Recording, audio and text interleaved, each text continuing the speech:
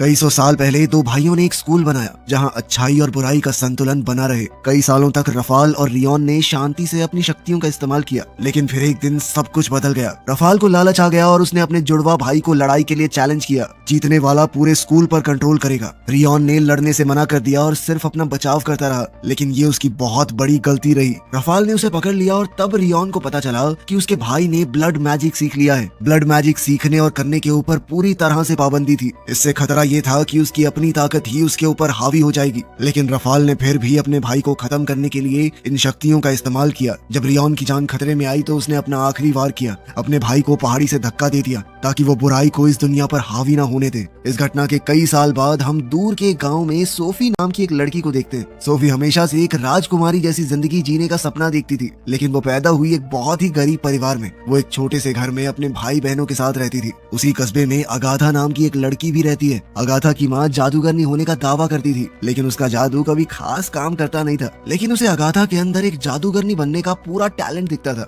इन दोनों लड़कियों में सिर्फ एक बात मिलती थी, उन्हें अपना ये गाँव बिल्कुल पसंद नहीं था। इसी वजह से दोनों पक्की दोस्त बन गई। सोफी की माँ की मौत के बाद अगाथा ने उसका काफी ध्यान रखा था, जिसके बाद से तो वो दोनों पक्की दोस्त बन गई थी। एक दिन गांव के एक पागल आदमी ने अगाथा को अकेले में पकड़ लिया। उसने कहा कि तू डायन है, मैं जानता हूँ, जान से मार दूंगा तुझे वरना निकल जाए यहाँ से। तब सोफी ने पीछे से आकर तुरंत उसके सर पर एक फ्राइंग पैन दे मारा और उस आदमी को बेहोश करके अगाथा को बचा लिया। उस दिन जब दोनों लाइब्रेरी गई तो वहाँ उन्हें एक खास जादुई स्कूल के बारे में पता चला, जहाँ की जिंदगी एकदम अलग है। लाइब्रेरियन ने उन्हें बताया कि आज से 20 साल पहले लियोनोरा नाम की एक लड़की गांव से रात को उठा ली गई थी। कुछ लोग कहते हैं कि उसे उसी स्कूल में ले जाया गया, लेकिन सच में क्या हुआ कोई नहीं जानता। ये सुनने के बाद सोफी घर आई और उसने स्कूल को एक चिट्ठी लिखी, अपने आप को एक कैंडिडेट बताकर कि मैं आपके स्कूल को ज्वाइन करना चाहती हूँ। उसने चिट्ठी इच्छाओं वाले पेड़ पर छोड़ दी। जब कुछ दिन बाद वो वापस गई तो उसने सोचा कि चिट्ठी वहाँ से चली गई होगी, लेकिन अफसोस वो वहीं पर थी। तब उसने सोचा कि मुझे अपनी किस्मत अपने हाथ में लेनी होगी। रात को उसने फैसला किया कि इस गांव से भाग जाऊंगी, देखती हूँ क्या मिलेगा जिंदगी में। लेकिन अगाथा को इस बात का शक हो गया और वो उसे ढूंढते हुए वहाँ आ गई। अचानक दोनों ने देखा कि आसमान में लाल धुआं फैल रहा था। अचानक भूत जैसा कुछ आया जिसकी आंखों में आग थी। उसने सोफी को पकड़ लिया। वो उसे घसीटते हुए वहाँ से ले जा रहा था, लेकिन सोफी खुश हो रही थी कि बढ़िया इस गांव से निकलूंगी मैं अब। जबकि अगाथा डर गई और उसने अपनी दोस्त को छुड़ाने की कोशिश की। तभी झाड़ियों के पीछे से एक बड़ा पंछी निकला और वो दोनों को ही पकड़ कर ले गया। अगाथा को स्कूल ऑफ गुड में छोड़ दिया गया और सोफी को स्कूल ऑफ इविल में। अगाथा जब फूलों के बेड पर उठी तो उसने एक चमकदार महल देखा, जहाँ एक खूबसूरत सा झरना और खुशबू ही खुशबू थी। वहाँ सब लड़कियाँ राजकुमारियों जैसी दिख रही थी। दूसरी तरफ सोफी ने अपने आप को एक अंधेरे कोने में पाया। वहाँ एक खौफनाक पेड़ था और बुरे लोगों से भरी हुई थी वो जगह। अगाथा को राजकुमारियों ने कोई भाव नहीं दिया और परियां उसे खींचकर पहले दिन की क्लास में ले गई। स्कूल शुरू होने से पहले अगाथा को खूबसूरती वाले कमरे में ले जाया गया, जहां उसे पता चला कि टीचर डी वे उसका इंतजार कर रही है। अगाथा को ठीक से तैयार करने के बाद उसे नए स्टूडेंट्स के कमरे में भेज दिया गया, जहाँ सारे नए स्टूडेंट्स इकट्ठा हुए थे। वहाँ अगाथा अपनी दोस्त सोफी को ढूंढ रही थी, लेकिन जब उसे सोफी दिखी तो उसे अपनी दोस्त के पास जाने से रोक दिया गया। दोनों को जबरदस्ती कमरे की अलग अलग साइड में बैठा दिया गया। थोड़ी देर बाद स्कूल ऑफ गुड के लड़के वहाँ पर आए, जिन्होंने अपनी तलवारों के साथ जबरदस्त परफॉर्मेंस दी। आखिर में टेड्रॉस नाम के एक राजकुमार ने जबरदस्त एंट्री मारी। वो किंग आर्थर का बेटा है और बहुत ज्यादा ताकतवर भी। जहाँ जाता है लड़कियां फिदा हो जाती हैं उस पर। सोफी भी पहली नजर में उससे प्यार कर बैठी। अपनी ताकत दिखाते हुए टेड्रॉस ने सभी राजकुमारों को एक साथ चुनौती दे दी। वो सब मिलकर भी उसे हरा नहीं पाए। एक ही झटके में उसने सबको हरा दिया, वो भी बिना अपनी तलवार का इस्तेमाल किए। लेकिन फिर वहाँ पर स्कूल ऑफ इविल के कुछ लोग खड़े हो गए। तब टेड्रॉस ने अपनी एक्सकैलिबर तलवार निकाली और अपनी ताकत का जबरदस्त नमूना दिखाते हुए उसने साइक्लॉप्स को हरा दिया। जब प्रिंसिपल सामने आया तो अगाथा ने कहा कि कोई गलती हुई है, मुझे नहीं रहना इस स्कूल में, मैं घर वापस जाना चाहती हूँ। और उधर सोफी कह रही थी कि मैं बुराई के स्कूल में कैसे आ गई, मैं तो बहुत अच्छी हूँ। तब रियोन ने जवाब दिया कि हमसे कभी गलतियां नहीं होती, तुम वही हो जहाँ तुम्हें होना चाहिए।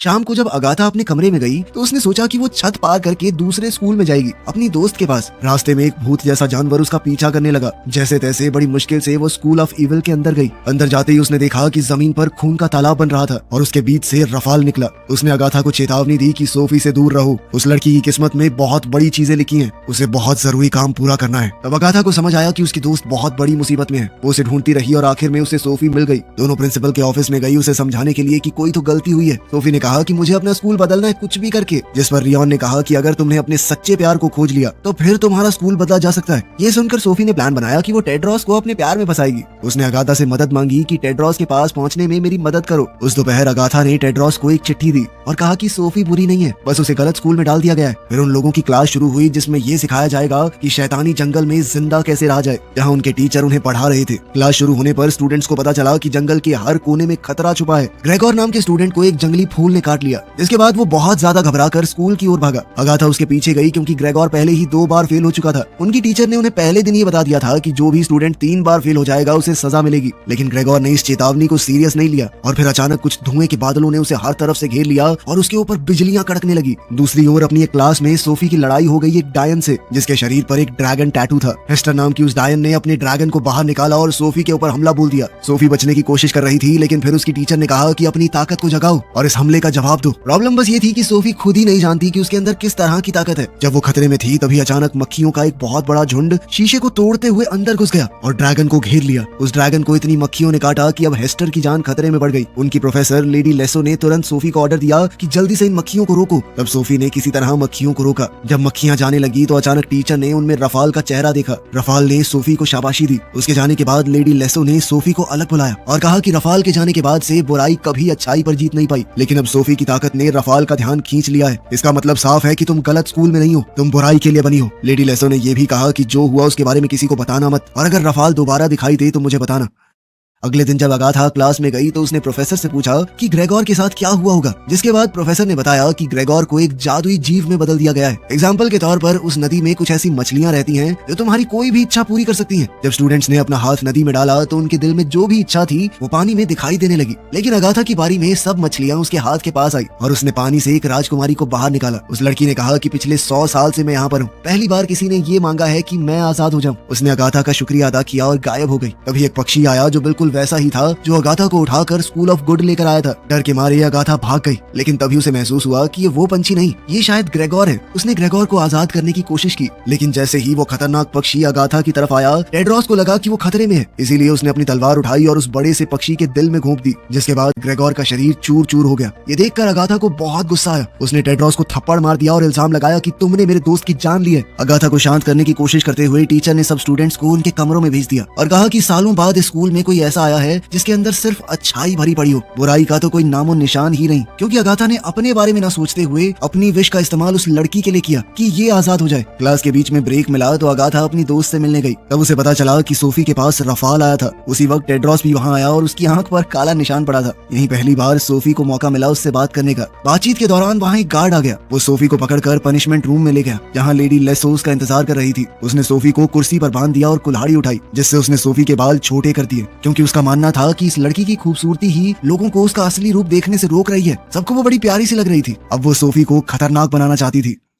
उस दोपहर को जब सोफी अपनी जिंदगी में हो रही चीजों पर दुख मना रही थी, तभी रफाल उसके पास आया। उसने सोफी से कहा कि अपने सपनों को याद करो, इन सब के ऊपर राज करने के लिए बनी हो तुम, उसके लिए जो भी करना पड़े करो। और आखिरकार सोफी ने उसकी बात मान ली। इसके बाद दोनों स्कूल्स के नए स्टूडेंट्स की एक इकट्ठा क्लास लगी, जिसमें लेडी लेसो ने सबको बताया कि कोई भी इंसान अपना जादू तभी इस्तेमाल कर सकता है जब वो अपनी उंगली की चमक को जगा ले। सब लोग अपनी ताकत को जगाने की कोशिश कर ही रहे थे, तभी सोफी एक नए अवतार में सबके सामने आई और उसने लेडी लेसो को शुक्रिया कहा उसका रूप बदलने के लिए। सोफी ने एक ही झटके में अपनी ताकत को जगा दिया और फिर बुराई के स्कूल वाले अपने क्लासमेट्स के साथ जाकर खड़ी हो गई। अब वो अपने अंदर की बुराई को अपनाने के बाद उनसे दोस्ती करना चाहती थी। अगाथा ने देखा कि सोफी धीरे धीरे बुराई के रास्ते पर जा रही है, तो उसने सोचा कि टेड्रॉस के मन में इसके लिए प्यार जगाना पड़ेगा। उसने सोफी को सलाह दी कि उसे तीर चलाने वाली क्लास लेनी चाहिए। उस कहानी के मुताबिक सिर्फ ऐसे लोग निशाना सही लगा सकते हैं जिनके अंदर अच्छाई हो, लेकिन अगाथा की मदद से सोफी ने एकदम मस्त निशाना लगा दिया, जिसके बाद टेड्रॉस सोफी से काफी इंप्रेस हुआ और उसने सोफी को अपने साथ डांस करने के लिए बुलाया। जब बुराई के स्कूल वालों को पता चला कि टेड्रॉस उनके स्कूल की एक लड़की को डांस पर लेकर जा रहा है, तो दोनों स्कूल्स के स्टूडेंट्स आपस में भिड़ गए। फिर टीचर्स ने मिलकर फैसला लेने की कोशिश की कि आखिर क्या करना चाहिए। टेड्रॉस ने प्रिंसिपल के सामने कहा कि हो सकता है ये सच्चा प्यार हो, आप कैसे फैसला ले सकते हैं हमारे लिए। इस पर प्रिंसिपल ने कहा कि तुम दोनों को एक टेस्ट देना पड़ेगा, तुम्हें अलग करके पास वाले खतरनाक जंगल में भेजा जाएगा। अगर तुम्हारा प्यार सच्चा है तो सुबह तक एक दूसरे को ढूंढना पड़ेगा, अगर रास्ते में खतरा आया तो उसका सामना करना होगा। जैसे ही सूरज डूबा, दोनों को जंगल के गेट पर ले जाया गया। दोनों को ही एक लाल रुमाल दिया गया, ये कहकर कि अगर ज्यादा खतरा महसूस हो और ये लगे कि टेस्ट को बंद करना है तो तुरंत उस रुमाल को नीचे फेंक देना, तुम सुरक्षित जगह पर पहुंच जाओगे। गेट के अंदर जाते ही सोफी ने टेड्रॉस को ढूंढना शुरू किया, लेकिन अचानक उस पर जंगली फूलों ने हमला कर दिया। उसकी चीख को सुनकर अगाथा अपनी दोस्त के लिए डर गई। वो दीवार के दूसरी तरफ थी और अब एक सफेद डव में बदलकर वो जल्दी से वहां पहुंची। अंधेरे में चलती हुई सोफी जल्द ही एक स्केयरक्रो के सामने आई, जो अचानक जिंदा होकर उसके पीछे भागने लगा। जैसे ही वो उसे मारने वाला था, अगाथा ने वहां आकर उसे गिरा दिया। उसने सोफी को उठाया और कहा कि टेड्रॉस की आवाज सुनो और उसकी तरफ जाओ, लेकिन तभी वो स्केयरक्रो फिर से उठ खड़ा हुआ और टेड्रॉस पर हमला कर दिया। उसने हमला करके टेड्रॉस की खास तलवार भी गिरा दी। अब टेड्रॉस एक बहुत ही बड़ी मुसीबत में था। अगाथा ने सोफी से कहा कि जल्दी से उसकी मदद करो, लेकिन सोफी डर के मारे सुन्न पड़ गई। जब अगाथा को महसूस हुआ कि ऐसे तो टेड्रॉस मारा जाएगा, तो उसने वो खास तलवार उठाकर टेड्रॉस तक पहुंचाई, जिसके बाद टेड्रॉस ने उस राक्षस को मार दिया। टेड्रॉस को महसूस हुआ कि सोफी ने उसे धोखा दिया है, बचाने की कोशिश तक नहीं की। जिसके बाद टेड्रॉस ने वो लाल रुमाल जमीन पर फेंक दिया और वापस स्कूल में पहुंच गया। सोफी ने अगाथा पर इल्जाम लगाया कि तुमने जानबूझ के बीच में कूद के मेरा रिश्ता बिगाड़ा है। उसने अपनी दोस्त पर तरह तरह के इल्जाम लगाए और कहा कि आज के बाद मुझे शक्ल मत दिखाना अपनी। बाद में अगाथा को जंगल में रफाल मिला, जो खुश था कि उसके बदले का प्लान सही चल रहा है।